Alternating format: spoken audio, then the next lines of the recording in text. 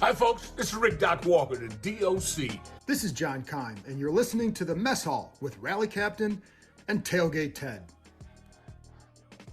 What's going on, Rally? How you been, man? Hey, I'm always good. Even when I'm not good, I'm good. And with that being said, let's get it. I hear you there, man. I hear you there. I am curious, so when are you not good, man? It's one of the beauties of doing this show with you. If I'm in a bad mood, I know you're always in a good one for the most part. Even when we get our ass kicked, you've always got something to smile about, or maybe that's just the persona you give off on here. But when I've seen you in person and we're getting whooped or something's going on, I still always see a smile on your face. So I'm curious, what's going on? It's called life, Ted. It's life. I got you. I see. I'm not this new generation. I grew up getting my butt kicked, so I know what it means to win, and I definitely know what it means to lose. And when you lose, it's not a reflection of you. You just got to keep it moving, because ultimately, I always tell people, yes, I don't like for our team to lose, but at the same time, I have so much more to be happy about than just an L for an adult's game that they're getting paid handsomely. Not me, they are. Oh yeah, no, it costs us money. They are making money off of our happiness and misery for the most part. And now I think I told the story on one of our past shows about how I sat in my seat crying after we lost to the Kansas City Chiefs when they got their first win, and I want to say a season and a half. And at that point I realized I can't let this, I mean, this was maybe 15 years ago. It's like, I can't let this game affect me. And there was a picture of me on the Washington Post sports section, just sitting in the stands with my head in my hands and the entire stadium empty. Like, you know what? It doesn't phase these players, and they're the ones that are actually playing the game. I can't let it bother me as much as it had in the past. Does it still hurt? Oh, hell yeah. Do I still get pissed? Yeah, hell yeah. I know you do too, but I can't let it ruin my day, my outlook, or affect my outside life. Yep. And it just goes back to all of the, since 2014, when I really started to go to home and away games. And I made an effort. And, you know, one of those seasons we were like 3-13. And one of the things that people always said to me is, dude, why do you want to continue to spend your money on a losing product? And I said, wait a minute, whose money is it? Amen. It's my money. And I enjoy traveling. The game, once again, is just a small aspect of my travels. So I don't let it bother me. You know, of course, I want us to win every game, but realistically, we can't. So in growing up, I didn't win every game. So I know how to go ahead and take a back seat and put my feelings behind and just smile, man. I mean, because if I smile, that's gonna make somebody else smile. And I saw you smiling. See, it's contagious. Well, I'm smiling because we got something to look forward to this weekend, and I'm not talking about the Cowboys versus Commanders game. I'm talking about hanging out with my boy Fred Smoot at Guy Fieri's Kitchen and Bar. I'm rocking their hoodie right now. For our friends at Woodward's Collectibles, they've got a signing with Fred. We've been hyping this thing up for the past couple of months, and it's finally here. It was kind of in limbo because the game wasn't declared date-wise yet. It was either going to be Saturday or Sunday. Well, when we lost, and when Dallas finally had someone to play for, they decided to move the game to Sunday at 4:25. The Eagles and the Giants are playing the exact same time. That way, no one can kind of tank the game to try and help the other guy out or vice versa. But the good news is that means that Smoot is going to be at Guy Fieri's Kitchen and Bar DC downtown in Chinatown, right there connected to Verizon Center, signing autographs, taking pictures, and I'm sure having a couple of cocktails with our listeners and anyone else that feels like showing up. And that's the beautiful thing about Fred Smoot. I mean, he always gives back. And the other good thing is, you know, all of his autographs that he's going to be signing are $25. You know, they'll have Woodbridge Collectibles will have their items like a jersey. They'll be signed for like $70, 8x10 photos, $35. They'll have assorted mini helmets, and they're going for $65 upward to $150. So if you're not busy, Saturday, January the 7th, from 1 to 2 at Guy Fieri's Kitchen and Bar, you might want to stop by and say hello to Fred, have a cocktail, a hamburger or something like that, burger and fries, and have a good time with everyone. Yeah, and for those that don't know, there's a sports book right underneath and connected to Guy Fieri's. So you could go there, watch the 1 o'clock NFL games, watch the earlier games, put a couple bets down, hang out, and then maybe pay for your season tickets next year. You know, or maybe pay for some of those SBEvents.net trips while man rally next season. So going out there, go support Fred. More importantly, go support Woodbridge Collectibles. But they've got something else going on too, man. You got the details on that? Well, so yeah. So for all of my Tanaman fans, and for those who don't know, who you should know who Tanaman is, Santana Moss. Santana Moss is actually going to be in Pembroke Bingo Hall, and that's in Lansdowne Center in Virginia Beach. And he's going to be there Saturday, February 25th. And the time, it hasn't been determined just yet, but just put this on your calendar. February 25th at the Pembroke Bingo Hall. Sports card, comic books, and they're going to have a collectible show. So, and that's going to be in Virginia Beach. So for all of our listeners down in Virginia Beach, or if you are planning a getaway down to Virginia Beach, stop by Saturday, February 25th at the Pembroke Bingo Hall to see Santana Moss. And Santana Moss, the beautiful thing about him is he'll be able to tell you a story while signing something. And anything that he signs is going to be $30. Can't beat it. They're also going to have Howard Johnson, a baseball player, and Dwight Gooden there. So, I mean, to be able to get Dwight Gooden there too, I mean, we got all types of fans and people from all different types of sports listening. So if you got any baseball fans out there, it's going to be a big show. It's not just going to be Woodbridge Collectibles. They're going to be a part of it. Go out there, check it out. The guys had a great showing with Clinton Portis down there last time in Bob Beach. I mean, Woodbridge Collectibles is doing some things, and we're happy to be affiliated with them. We're thankful for them as a sponsor. And we're not doing anything postseason wise. Granted, it's February 25th, but I might think about taking a trip to the beach just to get the hell away from this DC weather. I'm definitely thinking about it. But we you need know a who break, else? bro. Oh, yeah. We need a break. We definitely do. And you know who might be getting a break this weekend? We got a lot of Commanders on this injury report. So for those wondering, it's Wednesday, January 4th. It's 4:12 in the afternoon. Man, looking at this list, this is who wasn't at practice today. It actually might be easier for me to tell you who was at practice, but this is who wasn't at practice. Right. Brian Robinson, not there. Antonio Gibson, not there. John Allen, not there. Benjamin St. Juste, not there. Cam Curl, not there. Jamin Davis, not there. Andrew Norwell, not there. Sadiq Charles, Cornelius Lucas, and James Smith-Williams. So if you're counting, we've got our RB1 and RB2 out. Does that mean they won't play this week? No. But for me, if they're banged up or even questionable, why risk it? You know, you got Jared Patterson, Jonathan Williams, let those guys get reps. John Allen has that hyperextended knee. He was on with the Sports Junkies this Tuesday morning, talked about how he was okay, but this game means nothing this weekend. I don't want John to risk further injury.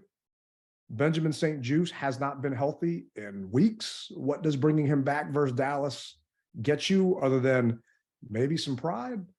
The new one on here that's kind of shocking to me is Jamin Davis. So what are we going to do at linebacker? Because we got no Cole Holcomb and we put John Bostic on IR. So it's David Mayo and maybe rally captain suiting up at midfield playing linebacker. I don't know, man. Not I, Popeye.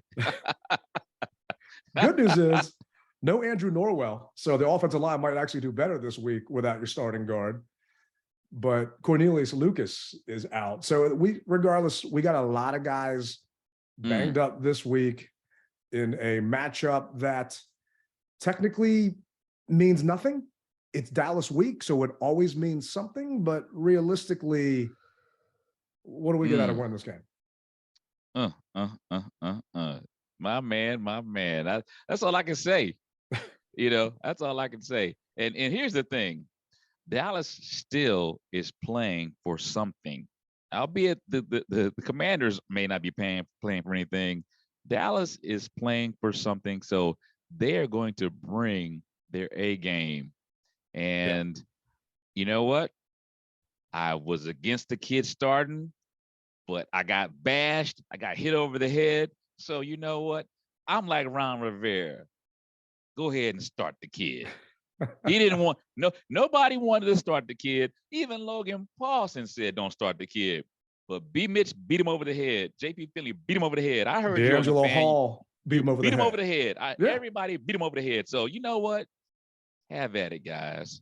All I'm going to say, those that don't know what Rally's talking about, Sam Howell is officially starting on Sunday. Now, let's backtrack here a little bit.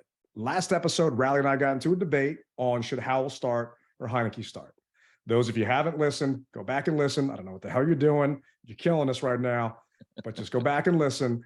Fast forward, Rally wanted Heinicke to start and then Howell to come in. I wanted Howell to start the entire time. Well, today at 9:03 a.m., Jeremy Fowler from ESPN sent out a tweet, said, the Commanders are expected to turn back to Taylor Heinicke as a starter for Sunday's season finale versus the Cowboys. But rookie quarterback Sam Howell is also slated to play, marking the NFL debut for the 5th round pick per source. Barring change of plans, this will be the setup. So all of DC went crazy because it was up in the air. No one really knew yet. We knew what should happen in our own minds, but no one knew what the official thing was. And Ron Rivera likes to leak to the national media what he wants to do. He doesn't want to reward the local beat reporters for whatever reason. So he'll tell Adam Schefter something, but not tell John Keim, who's been covering this team day in and day out, hours upon hours, which makes no sense to me and part of why I've got an issue with Rivera. Well, Jeremy, you were wrong. And Ron Rivera came out and changed his mind. And this is actually what Coach said today during his press conference this afternoon. Well, I hate to go back to football after that, but with quarterback, what are your plans? Well, our plans is we're going to start with Sam. I spoke with the coaches, talked to some of the team leaders, and and talked with some others about it. And we feel that this is an opportunity for us to give Sam a chance to show us what he's capable of. I think that the opportunity is going to be a good one for him to go out and play football and just kind of show us. I mean, we're not going to judge everything on Sam based on just one game. We are going to get an opportunity to see him and see how he prepares and gives himself the opportunity to play. So, question for you: do you think he changed his mind because of all the social media backlash? Or do you think he changed his mind because it's just his prerogative? He changed his mind because he got browbitten. He changed his mind because everyone and their mom, except for the captain and Logan Paulson, said don't start him. But so everyone basically gave their opinion, and I heard some good reasons of why they should start him. And I my thing is this: I'm not gonna go against it. If it's once again, it goes back to not being that invested anymore. So before, I was trying to spare the kids' feelings. So basically, what we had in preseason was, you said it, we had third stringers playing against third stringers. Well, now it looks like we're going to have third stringers playing against first stringers. Oh, yeah. So that's what, That's exactly what we're going to have. Well, we're going to have third stringers playing against first stringers. Now, can they still win this ball game? Yes, they can, because you know why they can win this ball game? Because Dallas plays down to their competition. They always do, and you never know. Sam could squeak out a win. He could. It's highly unlikely. Squeak out a win. It's highly unlikely, but he could squeak out a win. So somebody said, trial by fire. And I said, okay, that works in movies, but not in real life. So everyone, you're going to have your wish. And all I hope is that the kid succeeds and shows you what everyone's been saying that he needs to show. So according to Ron, this is who changed his mind. Uh-huh. You mentioned you kind of slept on it after thinking Heinicke. Was there someone in particular that changed your mind or made a point to you that was like, oh, that resonated with you? There were several people I talked to that gave me some ideas and some thoughts, and I really, I just wanted to make sure I was weighing all the options and opportunities and reasons why. I mean, there's enough reasons why to start him and enough reasons why not to. And it's just a matter of, at the end of the day, he's going to get an opportunity to play. Why not just start from the beginning more so than anything else? And you and I talked about this before, but for those of our listeners that didn't go back, it's like my reasoning to start Howell was this game means nothing. You need to get experience somehow, get experience in a game that cannot hurt you in the standings or anything long-term. He eventually needs to understand the speed of the game. The speed of the game in an actual game, you cannot replicate that in OTAs, mini camp, practice, or training camp. So you can only get that in a game. Going against your defense gets you nothing. Running scout team gets you nothing other than mental reps, and basically you're working on footwork and things like that. So start him because this game means nothing. You had other fans out there that said, well, let Heinicke play and then we'll just go to Howell, which is what you said. Mm-hmm. My rationale to not do that is odds are we are going to be down at that point in time when you put Howell in. And then you're going to give the Cowboys a chance to not care what you play call, meaning you're going to have to pass the ball. So there's no sense of illusion to the play calling. And granted, it's Scott Turner, so there isn't anyway.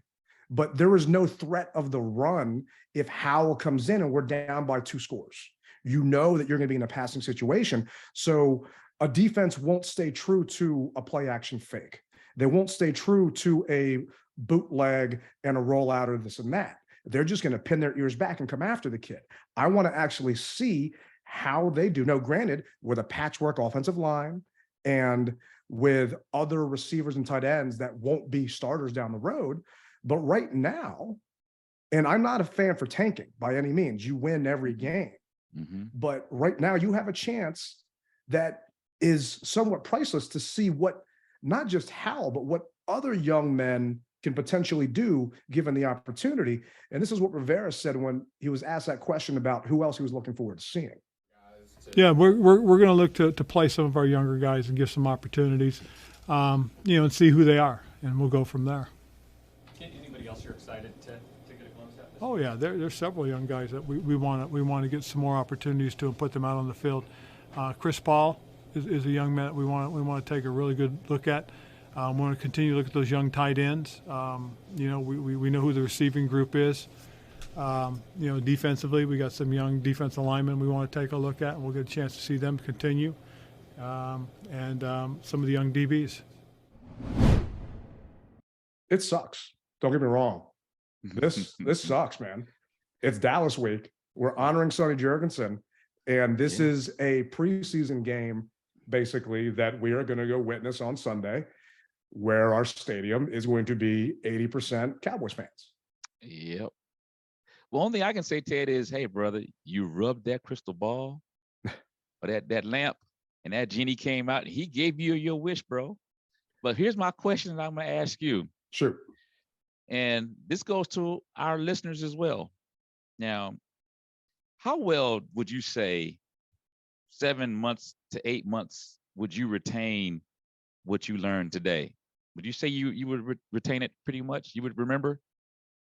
If I'm going through a bunch of different reps constantly, yeah, I'd say I would pretty much retain what I've gone through. Now, it also depends on what we're talking about. Are we talking about, rocket science, or are we talking about algebra? Hey, hey, man, just your general. If a girl told you her name would you remember it almost 7 to 8 months from now? Probably not, man, because I'm horrible All with right. names. But no, Okay. I hear you. I get your analogy. Okay, I see where you're going. no. Let me finish my statement, All right. brother. All right. Do you think that this one game is going to carry Sam over until the new year and he's going to say, oh, you know what? I do remember 7 months ago, 8 months ago when I played Dallas that this happened.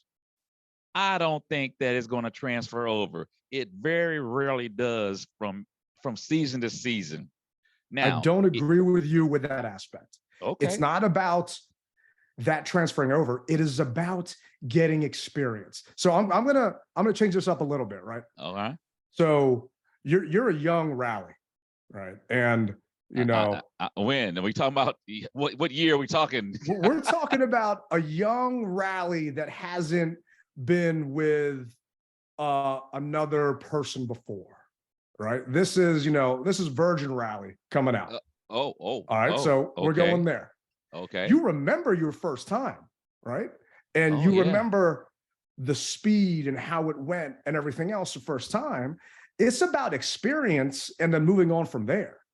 Sam needs to get that experience and that first time out of the way. So then the next time he can improve and then improve and improve more from that.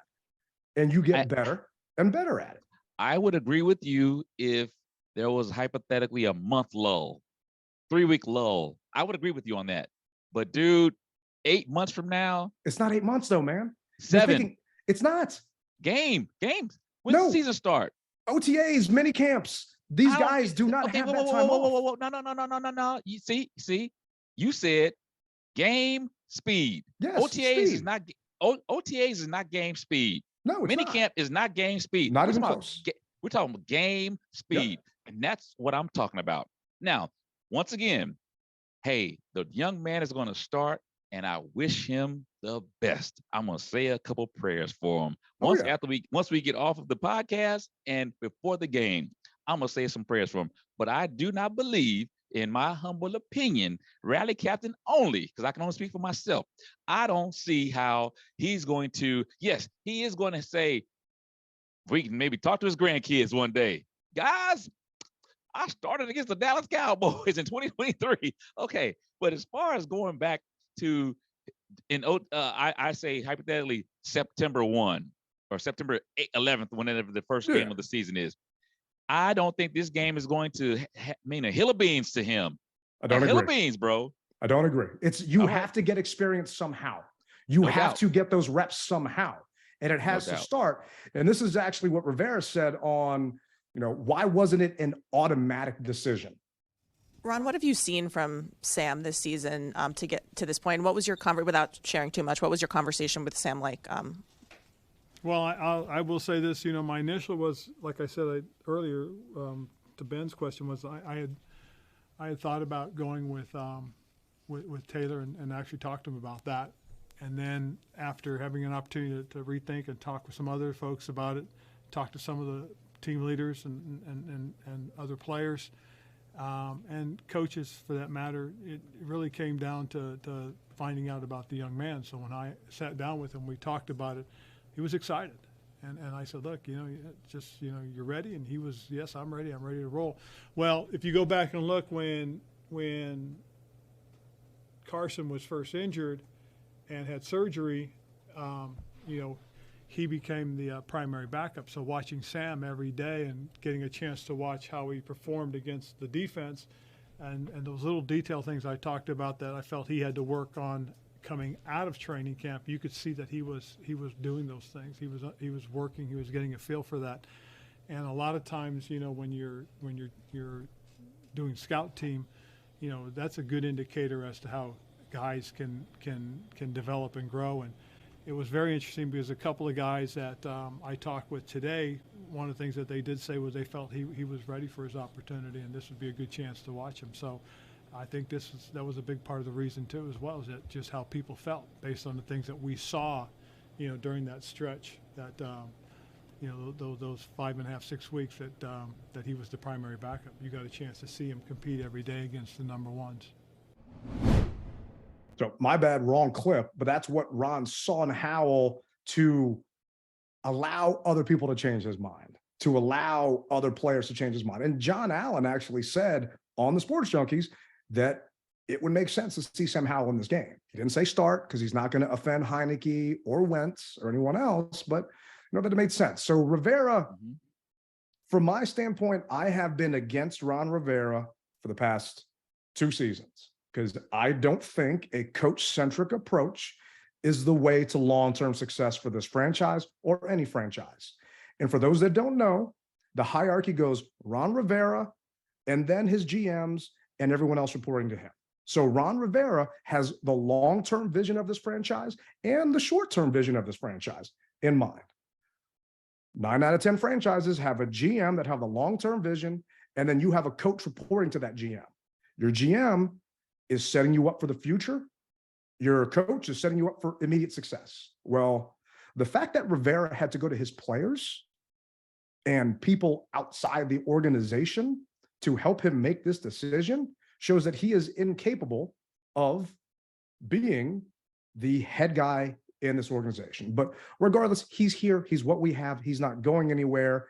This year, 2024, I'm throwing a party when Rivera gets fired, which sounds absolutely horrible, but I will be happy when he is gone because that means we can finally move out of limbo as a fan base, hopefully.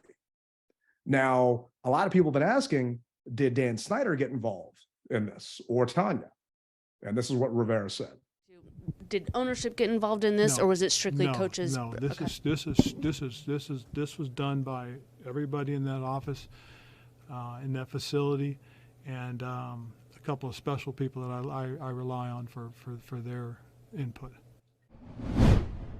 I'm not one of those special people. For anyone that just heard that is wondering, trust me, they hate my ass over there. So he definitely didn't listen to me. I thought you may have cooked him something, and he said, "You know what? Sure, since Ted brought it to me, I'll make Sam the starter." No, but you keep mentioning Logan, and one thing about Logan, and I respect Logan. We played his clips here. I listened to the Take Command podcast. I used to have a TV segment over at Redskins Park. You cannot say what you really want to say about this team when you are over there and you're working over there. So you obviously listened to B. Mitch and Finley today. And for those of our listeners that don't know, they're on 106.7 The Fan. We're talking about Brian Mitchell and JP Finley.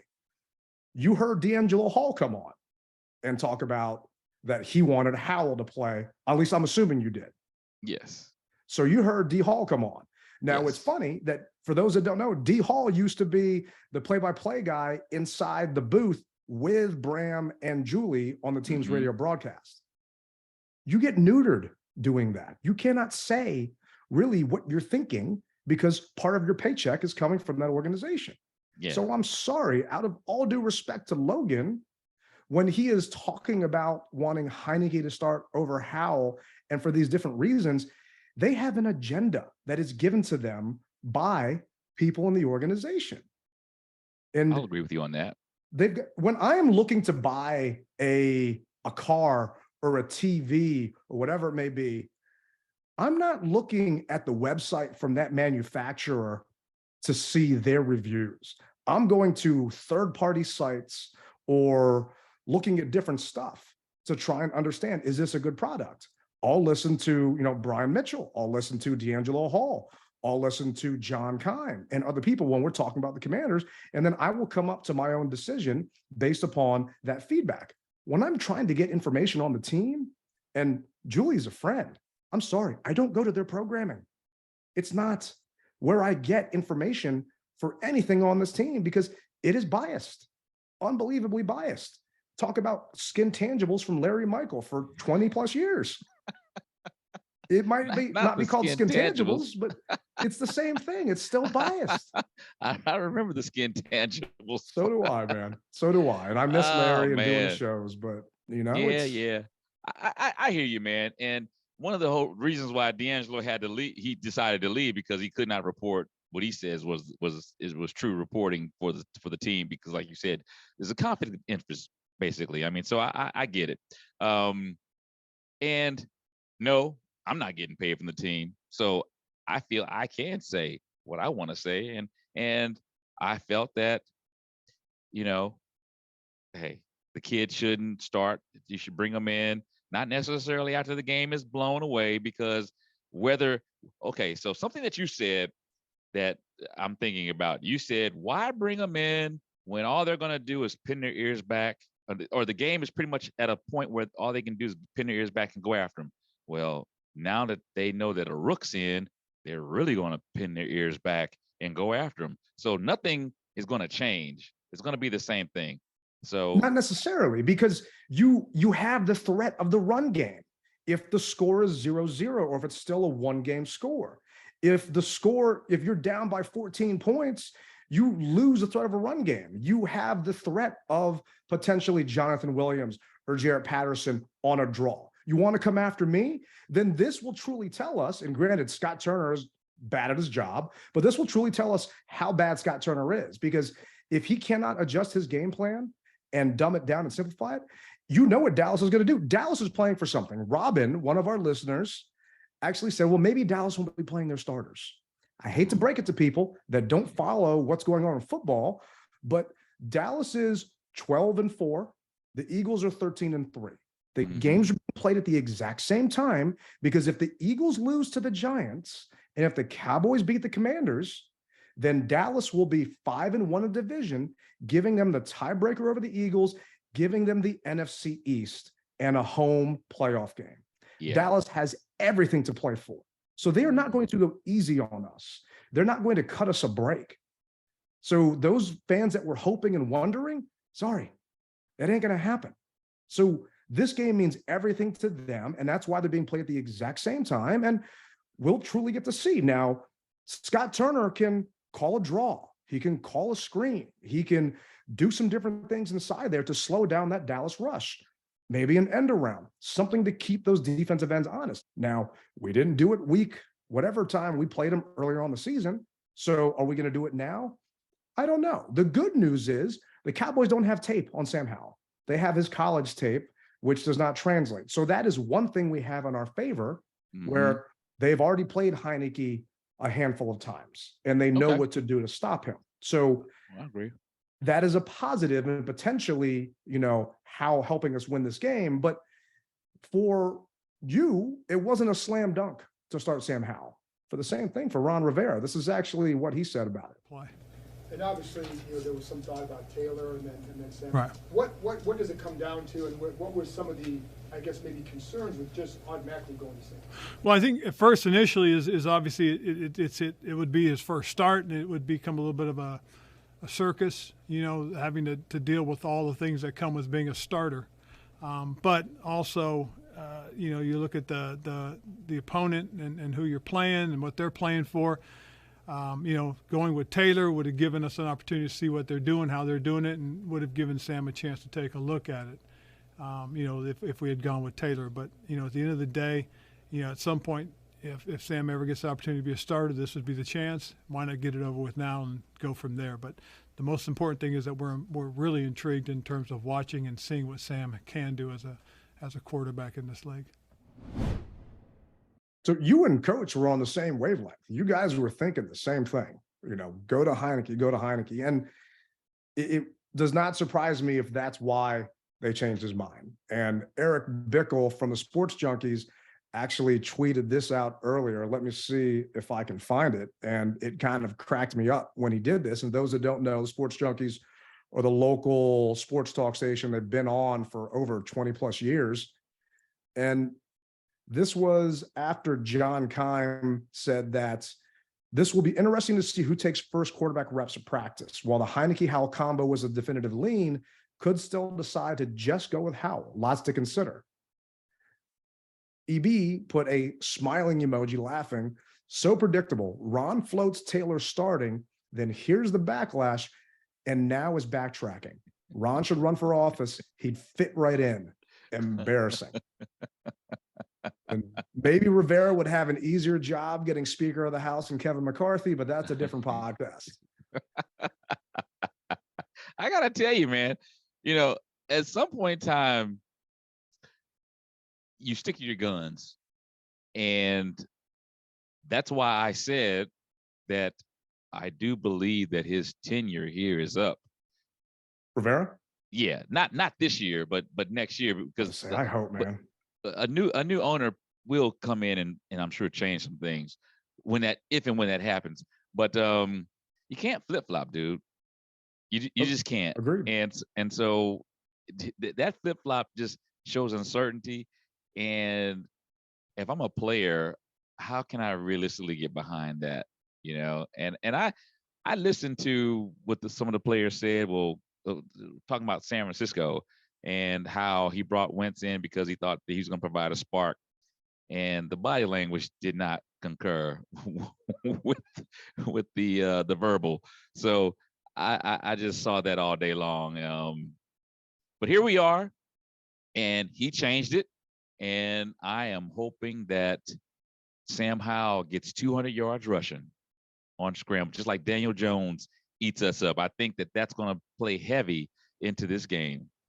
It's going to have to be the game plan for Howell to use his legs because we're thin at offensive line. We're going to have Chris Paul coming in, potentially playing, and he hasn't played all season. So the comedian Chris Paul. Chris Paul, the comedian, is actually a good friend of mine. I miss him big time, man. Oh, me too. So he used to do the Redskins songs on WPGC for those that don't know. But hey, he could probably block a couple people too, man. I mean, Chris is he's a hefty, stout dude. Yeah, he's a hefty dude. Yeah. Yeah, I think stout's not as offensive as hefty, but yeah, I hear what you're saying. So it's just no offense, Chris, if you're listening. Yeah. Well, this is actually what Howell said was his biggest challenge this Sunday. Practice reps versus regular season reps, obviously completely different. What do you think is going to be your biggest challenge on Sunday? Yeah, I mean, I think just trying to get up to game speed. You know, I think game speed always is a little different, and I mean, I haven't played a game since the preseason, but I've been staying locked in mentally through the games and trying to play the game from the sideline each and every game. You know, it can be hard at times, but I feel like I've done a good job of that all year long, so I feel like I'll be all right. So it's those mental reps that they like to talk about when you got a guy that's sitting on the sideline that, you know, gets his shot to come in. And we saw what Carson did with those mental reps when he got in for that Browns game after getting him all those weeks. Don't make me laugh, dude.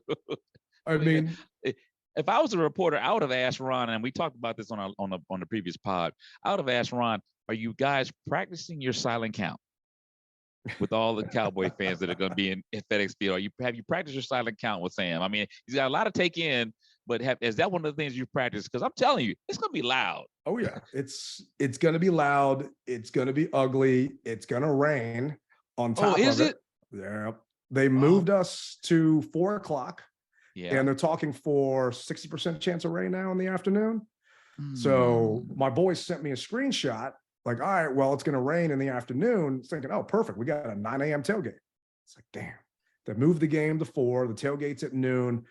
We're probably going to get some rain on us. So we'll see what happens there. But it's not going to be fun, man. But at least we have, I guess from my standpoint, at least I've got something to look forward to in seeing what Howell can do potentially.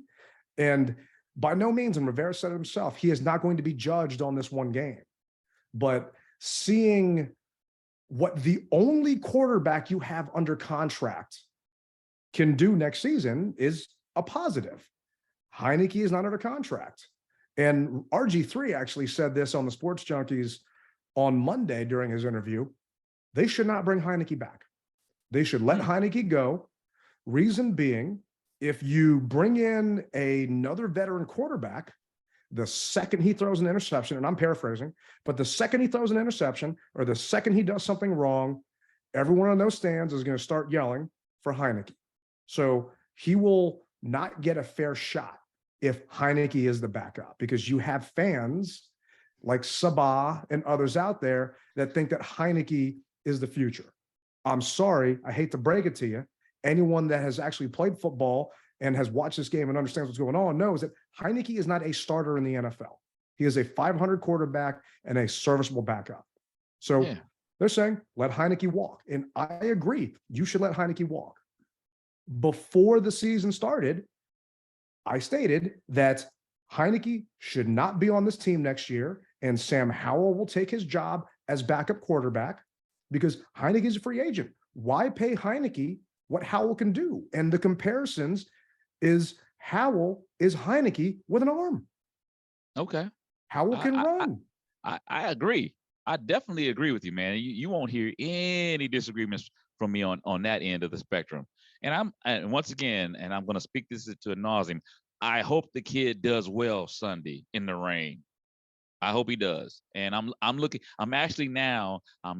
forward to it. So I've jumped on the Tailgate Ted bandwagon, and now I'm ready to see what the young man can do wholeheartedly. And I'm not being funny. I'm not being facetious. I'm seriously now. I want to see what he can do, because the talk is Derek Carr is going to come in and be the veteran quarterback. That's what they're talking. I don't know how true that is, but no one knows. Yeah. Well, I'm saying no one knows, but everyone's saying that that's the most likely landing spot for Derek Carr is the Commanders. So we're going to take it one step at a time, get past this Sunday, see how the kid does, and then we'll talk about that at a later time. But I'm interested to see how he really does. I want to see him. I want to see him be able to adapt to the speed of the game and be able to get it done with his legs. And he's fresh. He's young. He's spry. So he's got that scared, that fight or flight. He's got that inside of him. So more so than I think Heinicke or Wentz ever would have had. So he's going to be on his toes. Matter of fact, you know what I'm calling him? I'm calling him Willie Beeman. He's Willie Beeman for Week 18 for the Commanders.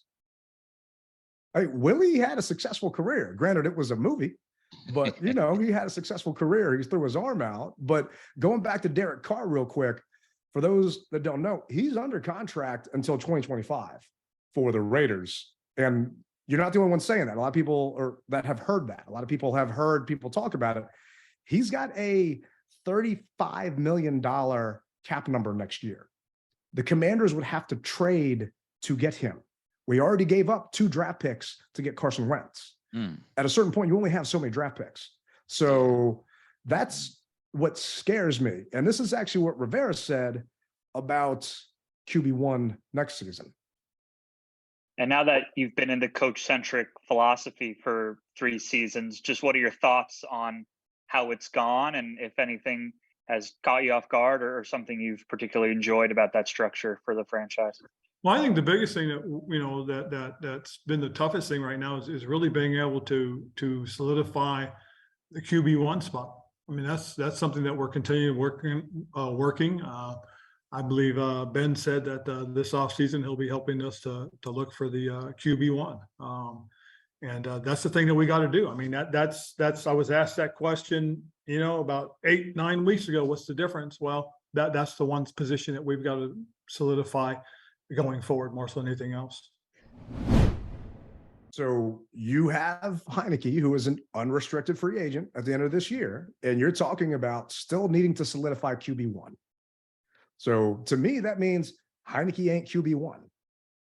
But what scares me is that means that Ron Rivera and this inept staff is going to be looking for QB1 next season. And is it Sam Howell? I don't think so. I don't think Sam Howell is a long-term for this team. He was a 5th-round pick. The odds, I'm just going on odds, the odds of a 5th-round pick that after Sunday will have only played 1 game in the NFL being your long-term starter, they're not good. But does he have the potential? Yes, he has potential, but you're going to have to bring other quarterbacks in to compete with him because you only have 1 quarterback on the roster. So if we win on Sunday, we get the 20th pick in the NFL draft. If we win. If we lose, we get the 10th pick in the NFL draft. So can you get a better quarterback at 10? Yes, obviously. Of course. But is there going to be a good quarterback at 10? I don't know. And that's for a different podcast down the road when we talk about the draft and have some other people on that follow that stuff. But there are going to be at least 2 other quarterbacks on this roster going to the next season because you just need the competition. Howell just can't throw every ball to every receiver. And he doesn't even have a rapport with Terry McLaurin and the other guys. So this is actually what he talked about working with Terry and Curtis and Jahan. What's your rapport like with Terry and Curtis, some of those receivers that you might not have had as many reps with over the year?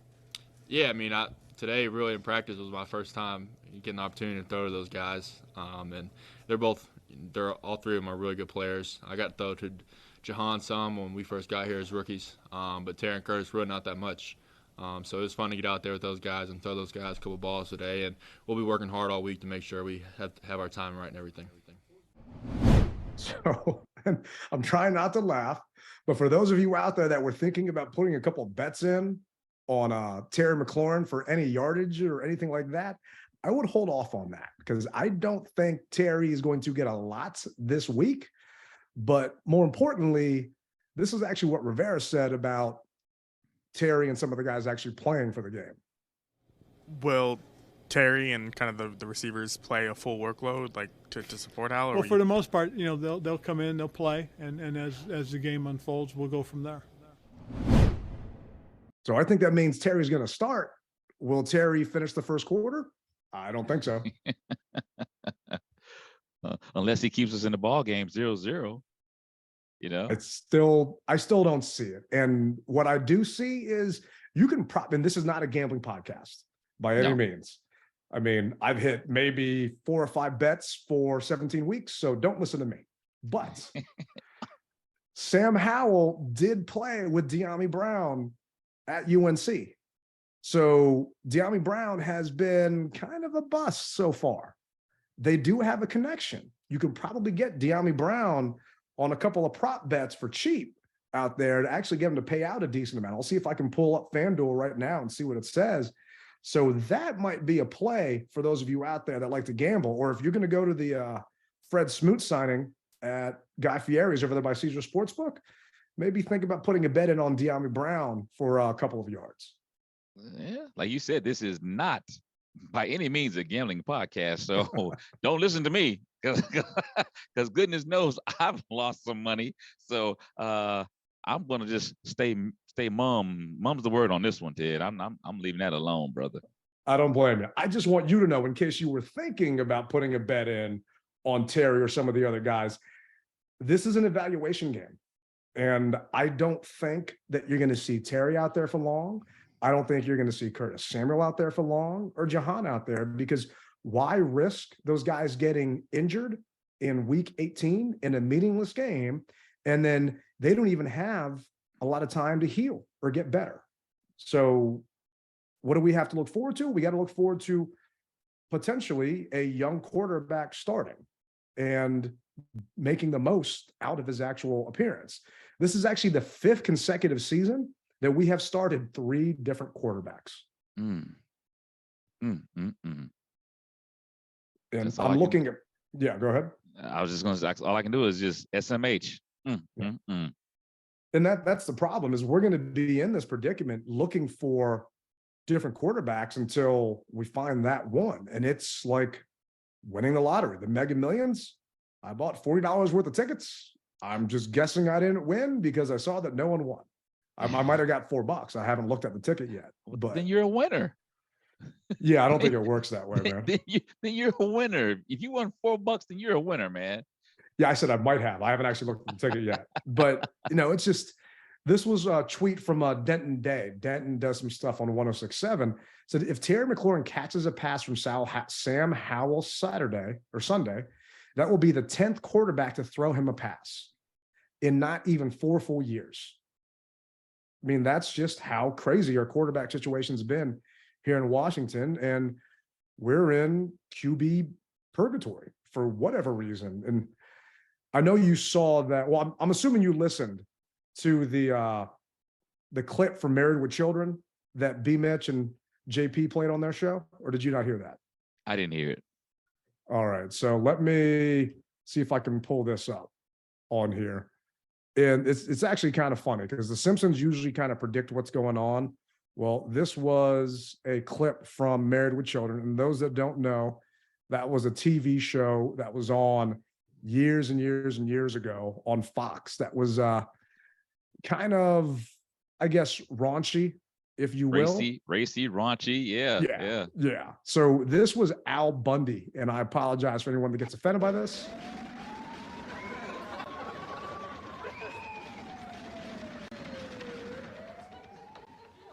Here we are, boys. City of brotherly love. Now that's Philadelphia. Well, what's Washington? A team without a quarterback. And that was from 1994, and it's 2023 right now. Dang, the same thing is still going on. It is, man. And Grant Paulson put out a list of all the quarterbacks we have had since the year 2000. And I don't want to extend the podcast longer than an hour and a half. Let's just say, look at the YouTube, because you can see the list of names if I keep scrolling on here. And it goes all the way back to Brad Johnson. So Yeah. all I can hope is, just like you, that the young man does well and doesn't get hurt or embarrass himself with a butt fumble or something like that. Well, he better have some Red Bull to give him some wings. Well, all he does is eat chicken. So he might have some wings before the game, and that might help him out. I'm hoping he throws up like Willie Beeman, and he can make things happen. Like I said, man, I'm looking forward to this. I really am. I wasn't at first, but then again, I guess I look forward to any Commanders game.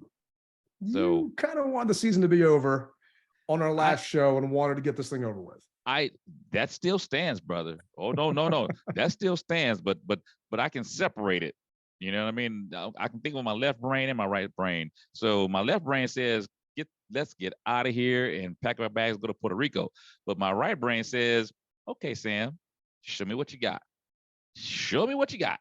And he's gonna show us in 3 days in a wake up. So do you think he has anything to prove this week? Oh, I definitely think he has something to prove, because here's the thing. If he wins the game, he can pop his collar and say, you guys should have given me a shot a long time ago, but you slept on me, which will put egg on the organization's face and Ron Rivera. But that's already there. I mean, he's got a lot of egg on his face. Put more egg then. How about that? The other thing is he's going out. He has everything. A 4:00 game is almost like a primetime game. It really is for people who don't have DirecTV and the sports channel. You know, you get the red zone, but you want to see as well what this kid can do. People wanted to see what Purdy could do, and they saw it. I think we first witnessed Purdy in a primetime game, or it was maybe the second game was a primetime game, but we saw him, and all eyes were on him. Well, now all eyes will be on Sam, and he's at home. He's playing in semi his crowd. So, you know, I wonder how many tickets he bought for his North Carolina crew or wherever he's from to come see him start. I just found out. I bet he is, though. So we need to check in and see what he's going to do for his fans to come support him. Yeah, they asked him on the interview if he bought any tickets yet. He said he hasn't seen his phone, and he did not know until later on that he was actually starting. So he actually hasn't bought any tickets yet, but he's going to have to. And good news is the tickets still aren't unreasonable. I'm looking on StubHub. You've got lower level tickets in $129 for $136. I'm kind of shocked that they're that cheap. So I think Sam can afford that. He's a 5th round pick, so he doesn't really have a ton of cash, but club level, man, you got 2 club level seats for $143 right now each. But $143 for club level for the Cowboys game? Damn, we're going to get flooded, man, if these tickets are this cheap. But something, that is kind of curious. This is actually what Sam said on what he has to prove. Generally, what do you hope to prove in your one game here before the season ends? Yeah, I mean, I really try not to worry about what I have to prove to people. At the end of the day, I want to prove to my teammates that I can do this job, and I just want to prove to them that I'm capable of playing in the NFL. And really, more than anything, I just want to prove to myself. I know how hard I've worked my whole entire life to get this opportunity. So I just want to go out there and make the most of it. And that's all we can ask for. This young man's been playing this game since he was a kid, and you get your dream to actually start an NFL game. I had a guy that I played high school football with that actually was drafted in the NFL, and then that actually got to play on the then Redskins. never took a snap, never did anything, but he still has that jersey and he grew up in this area and went to high school right around here. So he'll always have that. And for Sam to actually have this chance, to start, because a lot of people projected Sam Howell to be a first round pick. He dropped to the 5th. Now, this was a first round before that last season started, but based upon his arm, and this is Madden, but he actually has the strongest arm in the NFL at the beginning of the season, according to that. It's just, he's a short guy. Same thing with Heinicke. He's short, except he's got an arm. And this is kind of unfair because we asked our listeners earlier when that tweet went out that Rivera had decided to go with Heinicke. Do you agree? We got a couple text messages. So one that we got is from Mike from Hampton, Virginia. Mike, make sure to check out Santana Moss in February down there. I know Hampton's not too far from Va Beach, but Mike said, I like what we're doing at quarterback this week, and let me tell you why. The thing would be to just start Howell and see what he's got. But after the season, we have to figure out quarterback and not just QB1. We have to figure out the entire QB depth chart. Maybe they want to see how TH responds to being benched in a big game. Maybe I'm wrong, but I think this is a job interview for Taylor for next season. I like a franchise quarterback, but I'd love to keep TH on the roster. And I believe the coaches would too. But let's see how he responds to adversity before making that call. Well, I don't understand the job interview. He's played a season and a half. He's played more than an entire football season. We know what Heinicke can do. That it was his job interview. And hopefully that interview was good enough for a different team. Now, I told you how I felt. I don't want to see Heinicke on this roster next year.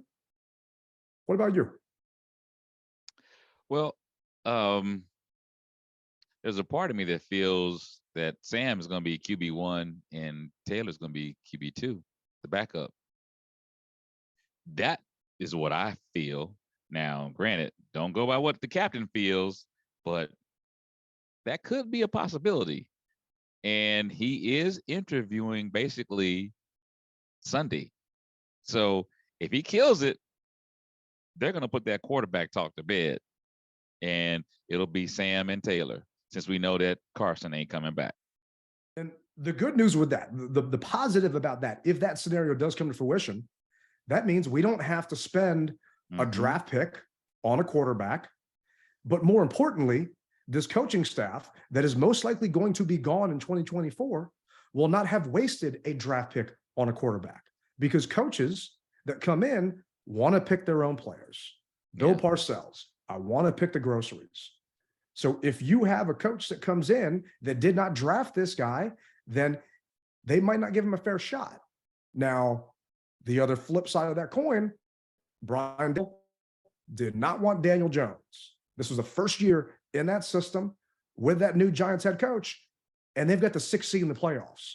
So it is doable to actually do bad one year, get a new coach, and then bounce back and go to the playoffs. The Giants are doing that right now. The Lions, are doing a damn good job. It's just right here in our own little hell, we don't have the proper personnel guys making that decision. So I hope you're right, man. I hope that that is the case. So we get a chance to invest, because we need a new offensive line. We need linebackers. We need, some more depth in the secondary. There's a lot of things that this team needs. And this was actually a text that we got from another one of our listeners. And let's see, I think this is from Robin. She said here, start Heinicke. Let him receive a well-deserved starting bonus that let Wentz finish out the game. Wentz? And yeah, she said Wentz finish out the game. And I don't agree. It doesn't make a ton of sense to me about that, because number one, John Keim stated, if Carson Wentz gets hurt, he gets $4 million on his number next year. So Wentz is going to be inactive. Heinicke is the starter this week. Heinicke is the backup this week. Wentz should not even make it to FedEx Field, because the last thing we need is him to trip and a railing fall on him, and there's an injury settlement that's going to count against the cap. Yeah, we need all the money that we can get, because we're going to see a revamped O-line I have a huge feeling about that. A huge,